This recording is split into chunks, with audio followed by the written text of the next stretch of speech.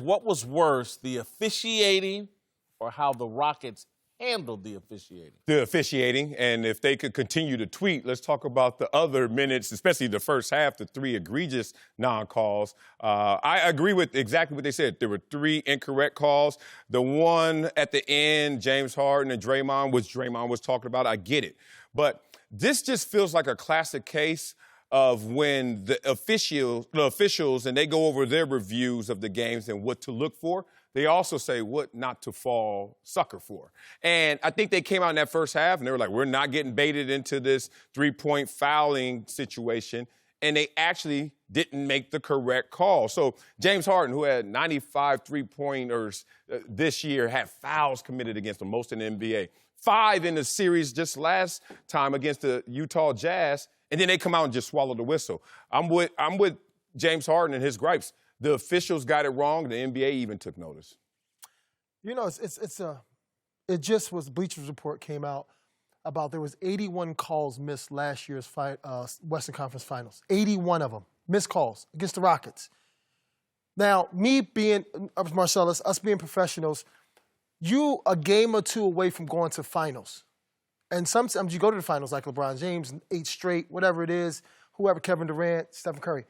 Sometimes you don't even make it. So when it's situations like this where one call can dictate a series, a situation, how you play next, what do? I feel bad for James because you can't get back last year, especially when Chris get hurt. Then now I feel bad. Do you think the officiating was worse than how they handled it? It's not saying it was, yes, it was worse, but this is the thing.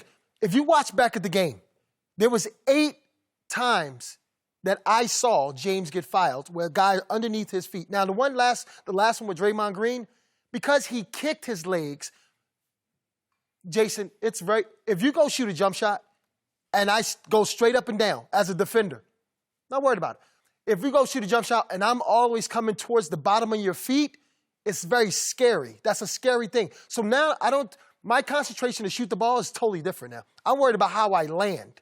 So, yeah, that was a little exaggerated by James with Draymond, but still Draymond goes into James. Draymond doesn't go up and down. Draymond goes into James, okay? So for James to feel the way, it's reasonable.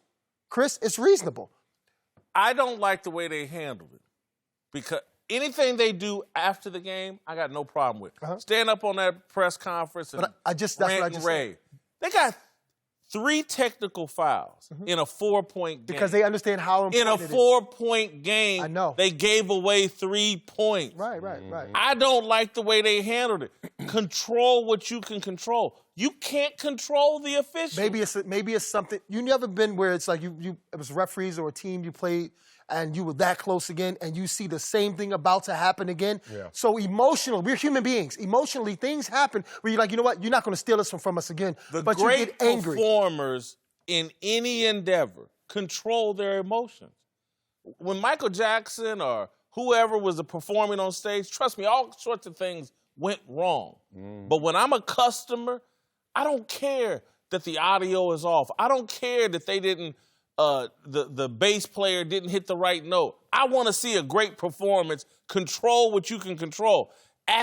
All kinds of bad things happen to Michael Jordan, to Tom Brady, to LeBron, to the great performers. They control what they can control. I don't want that during the contest. I don't want that to keep 81 missed calls. 81 in last year. They could have been in the finals. This isn't the Saints. But what's worse is, as 1 missed call, 2 missed calls. Exactly. Then you talk to the officials, they're like, yeah, we're missing these calls. Then we missed the next call. You sitting there like, wait a minute. You come back at halftime? D'Antoni said that after the game. He said, I talked to him at halftime, and they said that they were missing calls. And then they came out in the second half, they're missing calls again. And NBA even comes out and said they're missing calls. It's a butterfly effect. Come on now. Again, and so Mike D'Antoni, to me, or Daryl Morey, the general manager of the Houston Rockets, needs to sit his team down and explain to them what's going on. Again, basketball, the NBA is no different than the NFL. It's a television show. And the television show the NBA ran during the regular season wasn't very exciting to the viewers.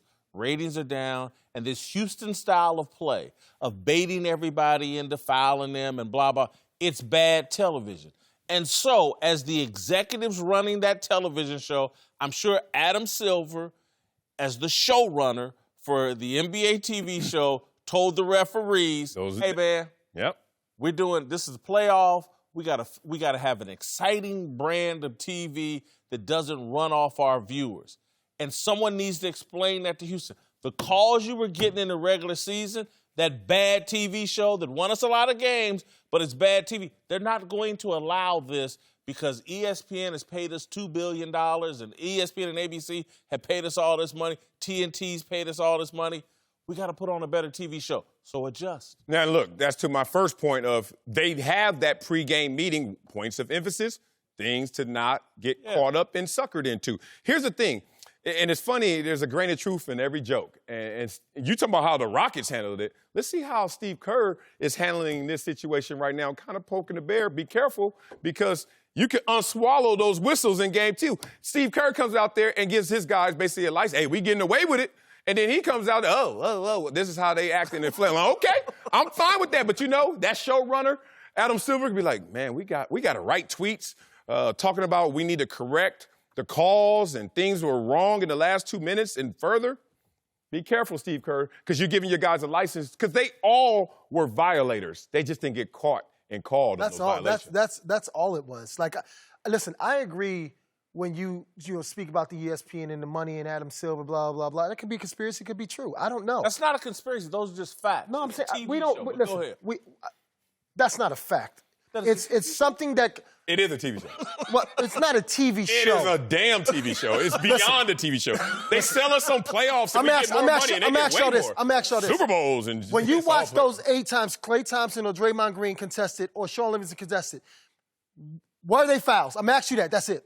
Yes. Well, they were fouls. Regular season fouls. No, I'm not asking you that. I'm asking you in this first season, were they fouls? You know they change up the referee. I understand that, but if you give a dog table food all day long for 82 games, you can't tell me he can't have table food now when I come in with some real good food. No, you can't do that. That's not what you do. James Harden's not a dog. He is able to be trained to play a different way. Very easy. Well, if he's not a dog, dogs get trained. Oh, it's going to happen in game 2. Athletes get trained too. No, listen. Conditioning. James Harden got fouled.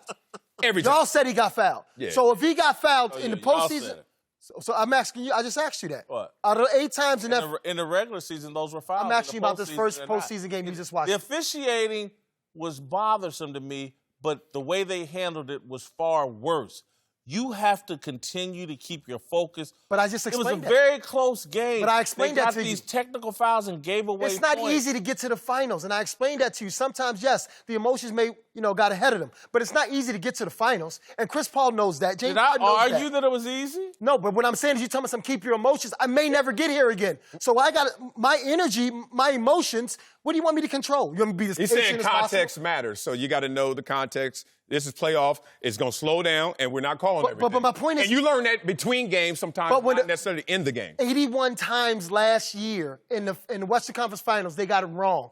This year, in the first half, there was 4 calls they said was wrong. You come back and you tell D'Antoni that was our fault, and you still don't do that. I'm upset. That's what D'Antoni said happened. No, referees do that. That's what they do. They come in halftime. Cuttino, we missed it. Steve, we missed it. We're sorry about that, but we're going to look out for you next time.